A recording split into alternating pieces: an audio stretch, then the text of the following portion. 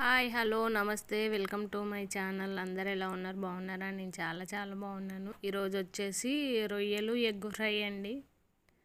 రొయ్యల fry. First eggs fry చేసుకోవాలి. Onions ఆయిల్లో ఫ్రై చేసుకొని కరివేపాకు వేసుకోవాలి. కడాయి రొయ్యల ఫ్రై విత్ ఎగ్స్ అండి. చాలా బాగుంటుంది taste. Simple and taste, bachelors కూడా ఈజీగా చేసుకునే కర్రీ. చాలా టేస్టీగా ఉంటుంది. ట్రై చేయకపోతే అందరూ ఒకసారి ట్రై చేయండి. అల్లం వెల్లుల్లి పేస్ట్, మసాలా అల్లం వెల్లుల్లి పేస్ట్, ఆల్రెడీ ఉడికించుకున్న రొయ్యలు.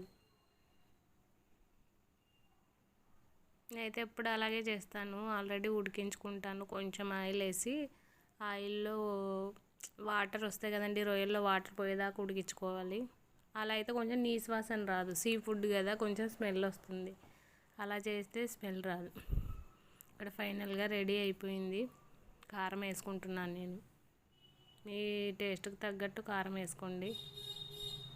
వాటరు కొంచెం రొయ్యలు ఉడకాలి కదా, దానికోసం నిన్న వాటర్ వేసుకున్నాను. తర్వాత ఇలా బాయిల్ అవుతున్నప్పుడు ఎగ్స్ వేసుకోవాలి. ఎగ్స్ కాసేపు కర్రీలో ఉడికాయనుకో మనకు కొంచెం టేస్ట్ బాగుంటుంది. కారం పట్టుకొని, లేదంటే చప్పగా ఉంటాయి.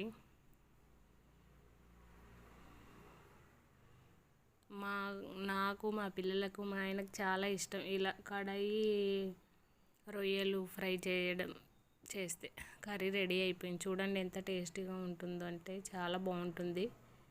ఇక్కడ వచ్చేసి మా పాప స్కూల్ నుంచి ఇప్పుడే వచ్చింది. పాపకు అన్నం పెడుతున్నాను, ఎలా ఉందని అడుగుతున్నాను. చూడండి, పాపకు బాగా నచ్చింది curry. Thank you for watching. Video చూస్తున్నారు కానీ లైక్ చేయట్లేదు. Please like.